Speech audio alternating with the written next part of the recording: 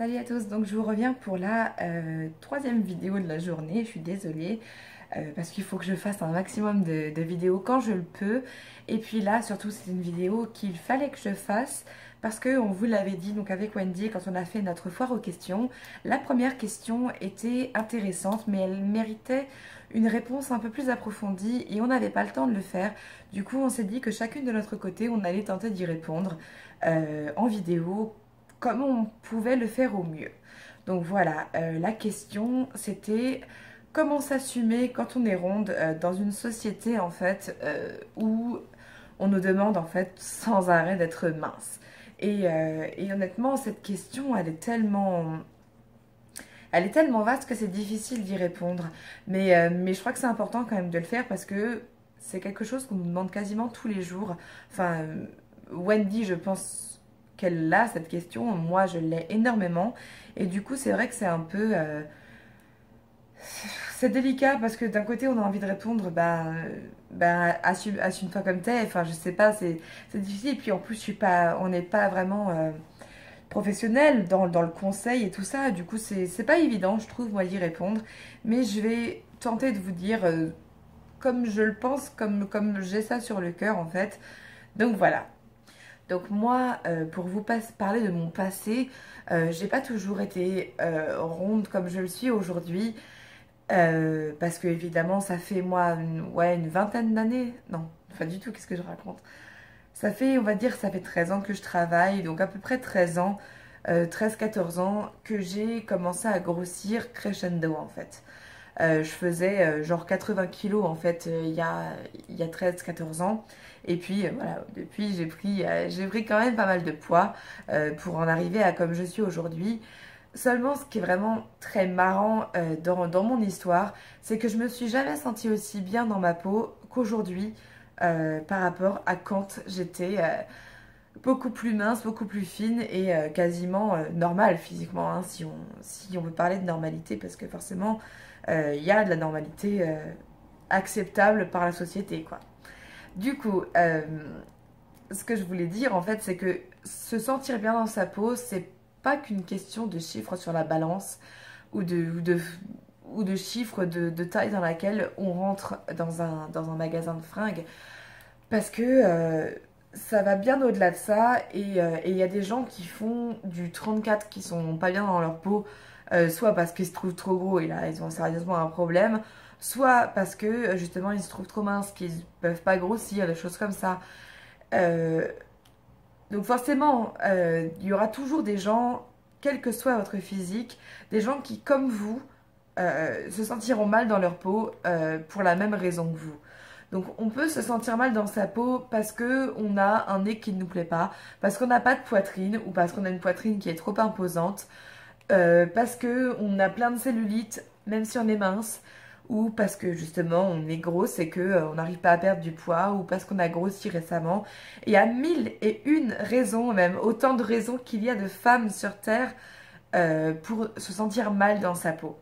Et du coup, moi évidemment, la raison pour laquelle je me sentirais mal dans ma peau, forcément quand vous me voyez, ça saute aux yeux, c'est mon surpoids. Et c'est sûr que c'est quelque chose, c'est peut-être la seule chose qui physiquement m'embête chez moi.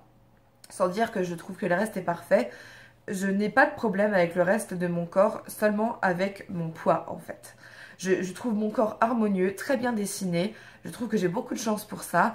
J'aime aussi beaucoup mon visage. Je suis contente des cheveux que j'ai, surtout depuis que j'en prends vraiment soin et que j'arrive à en faire un peu ce que je veux.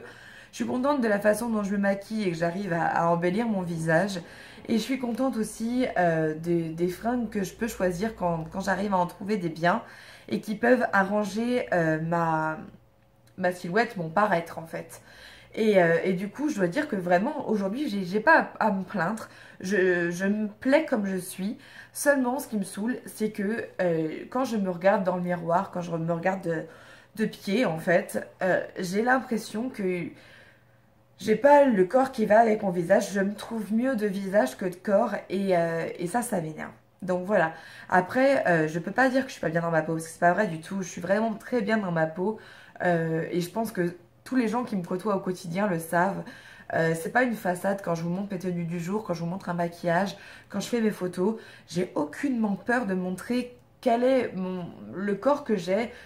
Parce que voilà, j'ai l'impression quand même d'être assez gâtée par la nature, même si je suis en surpoids. Donc j'ai pas envie de trop me plaindre sur le physique que j'ai parce que je ne me sens pas mal en fait. Donc voilà, désolée si ça peut choquer certaines personnes. En tout cas, je préfère être honnête avec moi-même et avec vous. Moi, j'ai pas de problème avec moi. C'est aussi pour ça que je pense que je peux répondre à cette question. Parce que voilà, si j'étais hyper complexée, hyper mal dans ma peau, je me verrais mal aller vous dire, mais si, soyez bien dans votre peau, il suffit de... voilà, ce serait complètement con de ma part si j'étais pas bien dans ma peau. Donc toute cette intro, c'était juste pour vous expliquer le pourquoi je peux répondre à cette question, ou pourquoi, ou en tout cas j'ai envie d'y répondre. Donc voilà, je pense que quand on n'est pas bien dans sa peau, il faut déjà savoir pourquoi. Donc que ce soit à cause de votre nez, de votre poitrine ou de votre surpoids ou votre cellulite, il faut que vous sachiez ce qui ne va pas en fait chez vous, ce qui est la raison pour laquelle vous vous sentez mal dans votre peau et que vous n'aimez pas votre reflet dans le miroir. Parce que je pense qu'il y a certaines personnes qui n'ont aucune conscience de ce qui ne va pas. C'est juste un mal-être général et je pense qu'il faut trouver toujours comme des noms à mettre sur des choses pour essayer déjà de trouver quel est le problème avant de trouver la solution. Et donc, je pense que quand vous vous sentez mal dans votre peau, il faut que vous sachiez ce que c'est. Une fois que vous avez ciblé la chose, de deux choses l'une. Soit vous décidez de vivre avec et d'essayer d'arranger en fait tout le reste pour que plus rien ni même vous ne focalisiez sur cette chose qui vous énerve ou qui vous empêche de vous sentir bien. Donc voilà, par exemple, évidemment, quand on a un gros nez, je dis toujours cet exemple parce que c'est le premier toujours qui me vient en tête. Mais quand on a un gros nez, par exemple, qui ne nous plaît pas, on peut très bien faire en sorte de bien se coiffer, bien se maquiller. Et il y a des maquillages qui sont très bien faits pour ça. Le contouring, alléluia pour ça aussi. Tout ça, ça peut vous permettre de focaliser sur autre chose. Mettez vos yeux, votre bouche en valeur, on encadrera moins votre nez. Ça, c'est presque des mathématiques, de la tricherie du maquillage. Enfin, c'est pour ça que je trouve ça vraiment génial, le maquillage. Ensuite, si par contre, ce sont des rondeurs qui vous empêchent de bien vous sentir, c'est pareil. Il faut trouver quelque chose qui vous mette en valeur pour toutes les silhouettes. Rondes ou fines, et il y a des choses qui peuvent vous mettre en valeur. Je vous dis pas de suivre les conseils de Christina Cordula parce que pour moi elles sont pas toujours vraies, mais faites du shopping avec quelqu'un qui vous connaît bien et qui peut vous conseiller. Je suis sûre que vous avez plein de gens autour de vous qui ne veulent que votre bien et qui pourraient vous aider dans votre quête de jolis vêtements qui pourraient vous mettre plus en valeur. Si vous avez une jolie poitrine et que vous êtes super ronde, mettez en valeur votre poitrine. Ça ne veut pas dire montrez-la à tout prix, hein, mais mettez des jolis soutiens-gorge qui vont bien la maintenir, qui vous feront un joli décolleté avec avec un espèce de galbe comme ça qui est assez, pour moi, assez joli. Il y a plein de choses comme ça que vous pouvez essayer de faire pour que surtout vous en premier, mais aussi les autres, parce que c'est les autres qui vous embêtent avant vous, je pense, pour beaucoup d'entre vous, puissent focaliser donc sur autre chose que ce défaut que vous n'aimez pas et qui vous empêche donc de vivre plus sereinement, et c'est vraiment dommage. Du coup, voilà, vous avez cette solution, soit d'essayer de camoufler et de mettre en valeur autre chose que vous avez forcément, soit il faut changer. Alors, c'est plus facile à dire qu'à faire, hein. On est bien d'accord, mais voilà, si vous êtes complexé parce que votre nez est moche, vous pouvez très bien vous faire refaire le nez. Et je vous dis pas ça parce que je suis une pro de la chirurgie ni quoi que ce soit, enfin pro-chirurgie ni quoi que ce soit. Non, mais je veux dire, si c'est quelque chose qui doit vous embêter la vie, vous empêcher de vivre correctement, il faut trouver une solution. Et la solution de la chirurgie, elle existe bel et bien. Et c'est pas quelque chose qui est très compliqué en fait. Bon, il faut trouver les sous hein, pour le faire, ça c'est sûr. Hein. Je vous dis ça comme si c'était très très facile à faire du jour au lendemain. Mais non, mais là pour le coup, l'exemple de la poitrine qu'on peut se faire refaire aussi ou le nez, c'est pas quelque chose que moi je connais vraiment. Mais par contre, pour ce qui est du changement de corps, il y a des solutions. Hein. Donc évidemment, il y a les liposuctions si vous avez envie. La chirurgie bariatrique, si vraiment c'est quelque chose dont vous avez besoin. Et aussi, il y a la perte de poids, hein. Si vous, pour vous sentir mieux dans votre peau, s'il faut que vous perdiez un peu de poids, faites-le, parce que c'est important, très important pour vous de vous sentir bien dans votre peau. Et du coup, voilà, enfin, après, on peut très bien passer sa vie à se dire je ne suis pas bien dans ma peau, je ne suis pas bien dans ma peau, je ne suis pas bien dans ma peau, et à faire toujours son malheureux. Mais ça, c'est vraiment pas une solution. C'est vraiment fuir les solutions possibles, et c'est trop nul. Donc voilà, à partir du moment où vous vous sentez mal dans votre peau, il faut savoir ce dont vous avez envie.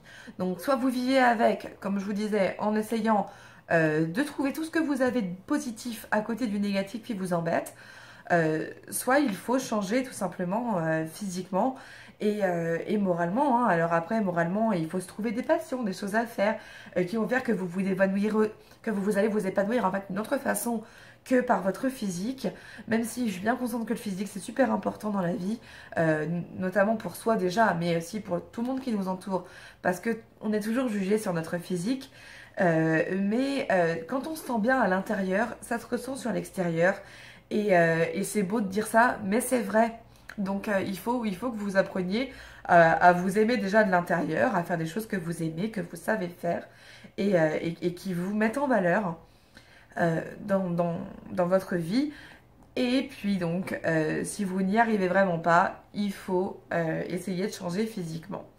Donc, enfin, il n'y a pas 36 solutions, c'est pour ça, on me pose cette question, j'essaie d'y répondre comme je peux, mais c'est vrai qu'il n'y a pas 36 solutions malheureusement, et du coup, il faut que vous trouviez la vôtre, parce que c'est pas facile, ça c'est clair, de finir par s'aimer, mais il faut se donner les moyens, et c'est vraiment, il n'y a pas de baguette magique qui puisse vous aider, il faut que vous vous preniez par la main, et que vous essayiez de toutes vos forces d'arriver à vous sentir mieux en fait. Je vous ai essayé de vous donner quelques clés qui sont pour moi la meilleure des réponses. Mais après, à vous de voir ce que vous en pensez, etc. Voilà, bah écoutez, c'est tout ce que j'avais à vous dire à ce sujet-là. J'espère que je vous aurai un petit peu aidé si tant est que vous soyez dans ce cas-là. Sinon, bah, je pense que je suis peut-être du même avis que vous, mais en tout cas, je serais curieuse de le savoir dans les commentaires. Je vous embrasse très très fort et puis on se retrouve très bientôt. Ciao!